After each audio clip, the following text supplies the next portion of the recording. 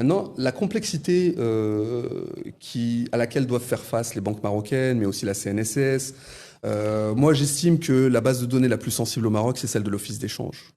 D'accord? Après celle de la police, peut-être. Mais la complexité est la suivante. Et j'ai eu la CNSS en call 3 semaines avant l'attaque, si vous voulez, pour proposer les solutions qu'on propose, qui sont utilisées par des banques suisses, etc. En matière de cyber? En matière de cyber. Donc, ce qu'il faut expliquer, c'est la chose suivante. C'est une organisation comme Tijela Wahb Bank, Bank of Africa, la CNSS, l'Office d'échange, etc. Ce sont pas des centaines de bases de données, c'est des centaines de bases de données de nature différente, sur des technologies différentes, qu'on est obligé de mettre à disposition de ses propres employés dans ce qu'on va appeler des environnements de DevOps, de développement opérationnel.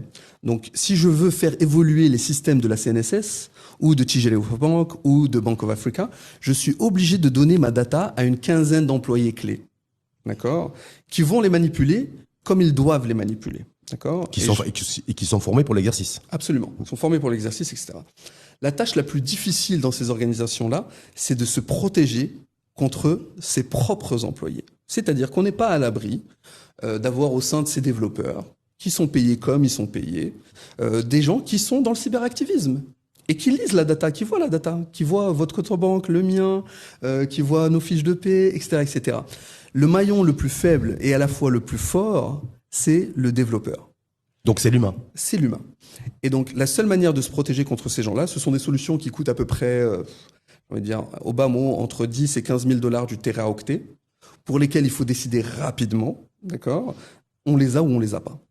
La seule manière pour une banque suisse ou pour la CNSS ou pour une banque marocaine de se protéger contre ce maillon à la fois le plus faible et le plus fort, c'est de ne lui proposer que des données qui sont déjà masquées, tout en lui permettant de faire son travail. Anonyme? Parce que je sais qu'effectivement, les banques suisses, de mémoire, je parle sous votre couvert, eux, ils ont effectivement misé sur l'anonymisation, donc rendre totalement anonyme la data. Absolument. Là, apparemment, c'est le seul filet aujourd'hui de sécurité le plus sûr. Absolument.